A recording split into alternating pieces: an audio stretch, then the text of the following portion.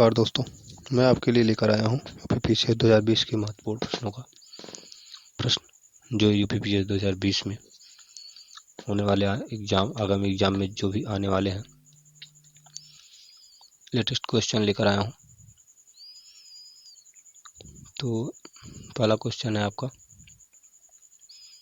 2020 में संपन्न 34वें cast open chess tournament का खिताब किस भारतीय ग्रैंड मास्टर ने जीता? किस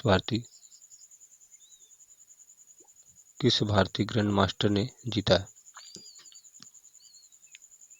इसका आंसर होगा पहले का डी गुकेश, बी आंसर है बी होगा डी गुकेश। क्वेश्चन दूसरा, एशियाई कुश्ती चैंपियनशिप 2020 में किसने भारत की ओर से 68 किलोग्राम भार में स्वर्ण पदक जीता था? ऑप्शन है दिव्या काकरान, दीपा कर्माकर, दीपा मलिक, एमसी मैरीकॉम। आपको पता होगा कि दीपा कर्माकर एथलेटिक्स में और Deepa Malik para athlete, MC Mary Kom boxing से बिलोंग रखती हैं। तो दिव्या काकरान। फरवरी 2020 में इसका आयोजन नई दिल्ली में किया गया था। इस खेल में भारतीयों ने स्वर्ण पदक जीते थे, जिसमें रवि कुमार दहिया 57 किलोग्राम पुरुष free style, Sunil Kumar 87 kilogram पुरुष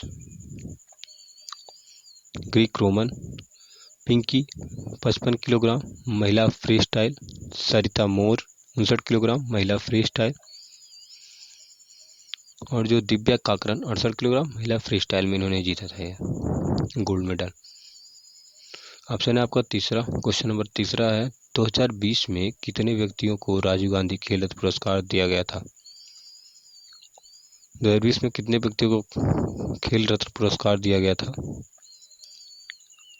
तो 2020 में 5 व्यक्तियों को खेल रत्न पुरस्कार दिया गया था, जिसमें भारतीय क्रिकेटर रोहित शर्मा भी शामिल थे। उसका राजीव गांधी खेल रत्न पुरस्कार दिया गया था। ऑप्शन आपका पहला सही होगा। केंद्र सरकार द्वारा प्रधानमंत्री मत्स्य संपदा योजना को कितने राज्यों में शुरू किया गया है? केंद्र सरकार द्वारा प्रधानमंत्री मत्स्य संपदा योजना को कितने राज्यों में शुरू किया गया है? प्रधानमंत्री मोदी ने 10 सितंबर 2020 को प्रधानमंत्री मत्स्य संपदा योजना की शुरुआत की थी। योजना मत्स्य पालन को बढ़ावा देने के लिए 21 राज्य में शुरू की गई थी। ऑप्शन आपका होगा ए, 21 राज्य में शुरू की गई थी। इसको 10 सितंबर 2020 को पूछ सकता है कि आपका ये मतलब ये प्रधानमंत्री जो मत्स्य संपदा योजना है कब शुरू की गई थी? तो ऑप्शन होगा आपका 10 सितंबर 2020। किसने शुरू किया था? प्रधानमंत्री नरेंद्र मोदी ने शुरू किया था। किसके उपलक्ष्य में शुरू किया था? कौन सी योजना थी जो 21 राज्यों में एक साथ शुरू की गई थी? वो मत्स्य पालन योजना शुरू की गई थी। किसी भी टाइप से घुमा के आपको क्वेश्चन दे सकता है, तो आपको ये चीज जानना जरूरी होगा कि क्या है। अगला क्वेश्चन है पांचवा, 15 अगस्त 2020 को स्वतंत्रता दिवस के मौके पर किस जीव के संरक्षण के लिए प्रोजेक्ट की घोषणा की गई थी? घड़ियाल संरक्षण, डॉल्फिन संरक्षण, टाइगर संरक्षण या हाथी संरक्षण? तो ये क्वेश्चन नंबर 5 होगा डॉल्फिन संरक्षण होगा। डॉल्फिन संरक्षण के लिए 15 अगस्त 2020 को घोषणा की गई थी। अगला क्वेश्चन है छठा, केंद्र सरकार की किस योजना के तहत गांव की संपत्ति पर किसी भी बैंक से लोन लिया जा सकता है? लिया जा सकता है। डिजिटल इंडिया बैंक योजना के तहत, प्रधानमंत्री जन धन योजना के तहत, प्रधानमंत्री स्वामित्व योजना के तहत या प्रधानमंत्री गरीब कल्याण योजना के तहत? केंद्र सरकार द्वारा 24 अप्रैल 2020 को इस योजना की शुरुआत की गई थी। तो इसमें ऑप्शन होगा आपका सी, स्वामित्व योजना। उसके बारे में आपको जानकारी देता हूँ। केंद्र सरकार द्वारा 24 अप्रैल 2020 को इस योजना की शुरुआत की गई थी। इस स्कीम के माध्यम से गांव की हर संपत्ति की मैपिंग की जाएगी। इसके बाद गांव के लोगों को उस संपत्ति का पत्र दिया जाएगा। इस योजना के माध्यम से शहर की तरह गांव की संपत्ति पर भी बैंक से लोन मिलेगा। जिस तरह शहरों में लोन दिया जाता था वहाँ की संपत्ति पर, उसी तरह अब क्या होगा कि गांव की संपत्ति पर भी बैंकों से लोन आपको दे दिया जाएगा। संपत्ति की आपकी मैपिंग होगी, जांच की जाएगी। उस संपत्ति के लिए आपको एक डॉक्यूमेंटेशन होगा जो आपको सरकार के द्वारा आपको सौंपा जाएगा। इस पर आप किसी भी तरह का लोन या ब्याज मतलब ले सकते हैं। 7वां नंबर क्वेश्चन है, राष्ट्रीय अभियान सुपोषित माह किस राज्य से शुरू किया गया है? तो ऑप्शन आपके पास है राजस्थान, पश्चिम बंगाल, उत्तर प्रदेश और झारखंड। सुपोषित माह ये अभियान है, राष्ट्रीय अभियान सुपोषित माह, तो ये राजस्थान से शुरू किया गया है। मार्च 2020 को लोकसभा अध्यक्ष ओम बिड़ला जो है इस समय प्रेजेंट के लोकसभा अध्यक्ष हैं, राजस्थान के कोटा से राष्ट्रीय अभियान सुपोषित माह का प्रारंभ किया। यह अभियान गर्भवती महिलाओं को पोषण की सहायता के लिए संबंधित है। इस क्वेश्चन में आपको घुमा के पूछ सकता है कि राष्ट्रीय अभियान सुपोषित माह जो राजस्थान में शुरू किया गया था उसका जो अभियान की जो शुरुआत थी वो किसके द्वारा की गई थी? तो आपका आंसर होगा ओम बिड़ला, जो प्रेजेंट वर्तमान के ओम बिड़ला जो है वर्तमान के लोकसभा अध्यक्ष भी हैं। क्वेश्चन नंबर 8 में से किस राज्य सरकार द्वारा एक मास्क अनेक जिंदगी योजना का शुभारंभ किया गया? एक मास्क अनेक जिंदगी योजना का शुभारंभ किया गया उड़ीसा, बिहार या मध्य प्रदेश या उत्तर प्रदेश के द्वारा होगा। मध्य प्रदेश में नागरिकों को मास्क के प्रति जागरूकता पैदा करने, उन्हें मास्क उपलब्ध कराने के उद्देश्य से मध्य प्रदेश सरकार द्वारा एक मास्क अनेक जिंदगी योजना शुरुआत की गई थी। 9वां क्वेश्चन है, मुख्यमंत्री कृषि दुर्घटना कल्याण योजना किस राज्य सरकार द्वारा लागू की गई? उत्तर प्रदेश सरकार, महाराष्ट्र, उड़ीसा, असम। कृषि दुर्घटना कल्याण योजना किस राज्य सरकार द्वारा लागू की गई? उत्तर प्रदेश सरकार, महाराष्ट्र, उड़ीसा, असम। तो ये उत्तर प्रदेश सरकार ने इसको लॉन्च किया था।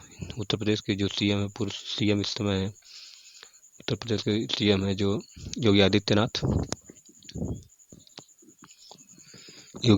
यहाँ के सीएम हैं उत्तर प्रदेश के, और यहाँ के राज्यपाल है उत्तर प्रदेश के आपके आनंदीबेन पटेल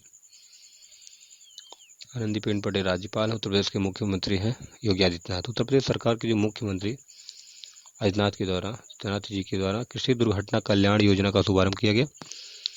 इस योजना के तहत किसी भी किसान की दुर्घटना में मौत हो जाती है तो उसके परिवार को 5 लाख और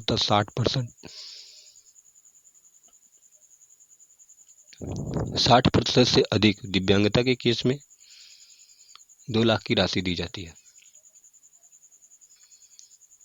2 लाख की राशि दी जाती है।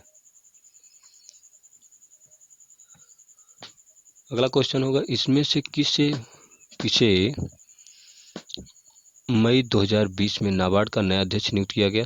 कीर्ति आजाद, हरजीत सिंह अरोड़ा, शोभन देशमुख या गोविंदा लालजी चिंतला। नाबार्ड की स्थापना के बाद बता देता हूँ, नाबार्ड की स्थापना 12 जुलाई 1982 को हुई थी। इसका जो मुख्यालय है मुंबई में स्थित है। नाबार्ड जिसका फुल फॉर्म होता है NABARD national bank for agricultural and rural development. तो 10वां नंबर का क्वेश्चन है आपका गोविंदा राजू चिंतला, डी ऑप्शन सही होगा आपका, गोविंदा राजू चिंतला। इनको मई 2020 में नाबार्ड का नया अध्यक्ष नियुक्त किया गया। किस देश का पहला चीफ ऑफ डिफेंस स्टाफ नियुक्त किया गया? Chief of defence staff Bipin Rawat, पहला सेना मतलब तीनों सेनाओं में सेना प्रमुख होते हैं और सेना प्रमुखों का भी एक चीफ ऑफ डिफेंस स्टाफ नियुक्त किया गया है, वो बिपिन रावत पहले हैं। भारत में पहले इन तीनों सेनाओं के प्रमुख माने जाएंगे, बिपिन रावत को नियुक्त किया गया है। इसकी जो सेवारत उम्र है 65 वर्ष है। केंद्रीय बजट 2020-21 के अनुसार कौन सा कथन असत्य है? सरकार ने 2020-21 के लिए 9000 किलोमीटर लंबा इकोनॉमिक कॉरिडोर बनाने का लक्ष्य लिया था। बेंगलुरु से कोलकाता तक एक्सप्रेसवे बनाने की घोषणा की थी। 2024 तक 6000 किलोमीटर हाईवे बनाने का लक्ष्य, या फिर दिल्ली से मुंबई एक्सप्रेसवे का काम 2023 तक पूरा करने का लक्ष्य। इनमें से कौन सा ऑप्शन सही है 2020-21 के बजट के अनुसार? तो ये सही होगा, बेंगलुरु से कोलकाता तक एक्सप्रेसवे बनाने की घोषणा। इस सरकार इसको पूरा करने का जो काम है ये गलत है, असत्य ऑप्शन है, ये सही नहीं है। सरकार ने 9000 किलोमीटर लंबा इकोनॉमिक कॉरिडोर बनाने का लक्ष्य लिया है, ये सही है। 24 तक 6,000 किलोमीटर हाईवे बनाने का लक्ष्य है पूरे देश में, ये भी सही है। दिल्ली मुंबई एक्सप्रेसवे का काम 2023 तक पूरा करने का लक्ष्य, ये तीनों सही है और गलत। फिर आपका सी, बी गलत है। 13वां नंबर क्वेश्चन है, वर्ष 2021-20 के लिए केंद्र सरकार ने कितने % नॉमिनल जीडीपी ग्रोथ का लक्ष्य रखा है? जीडीपी ग्रोथ का लक्ष्य रखा है, आपका ऑप्शन होगा 6.7%, 10%, 8% और 6%। तो ये जीडीपी जो ग्रोथ का नॉमिनल जीडीपी ग्रोथ का रखा है तो 10% रखा है भारत सरकार ने। क्वेश्चन नंबर 14, वित्तीय वर्ष 2019 में भारत का राजकोषीय घाटा क्या रहा है? वित्तीय वर्ष 2024 में 2019 में वित्तीय राजकोषीय घाटा क्या रहा है? 3.8% राजकोषीय घाटा है भारत का। हमको पूछ सकता है कि भारत का राजकोषीय घाटा कितना है, तो 3.8% है। 15वां, प्रसिद्ध भारतीय संगीत गायक पंडित जसराज का निधन हो गया, जिन्हें किस वर्ष पद्म विभूषण से नवाजा गया? 18, 99, 2012 और 2000।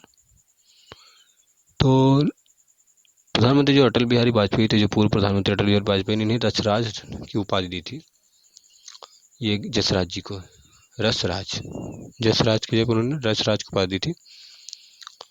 और इन्हें देखिए पद्म श्री मिला था इनको 1975 में दिया गया था, 1990 में इन्हें पद्म भूषण मिला था और 2000 में पद्म विभूषण मिला था। तो ऑप्शन आपका डी सही होगा, पद्म विभूषण। दोस्तों वीडियो देखने के लिए बहुत बहुत धन्यवाद। इसी तरह आप वीडियो को शेयर और लाइक करते रहें, सब्सक्राइब करते रहें, और मैं आगे इससे भी आपको अच्छे अच्छे वीडियो बनाकर भेजता रहूँगा। दोस्त धन्यवाद।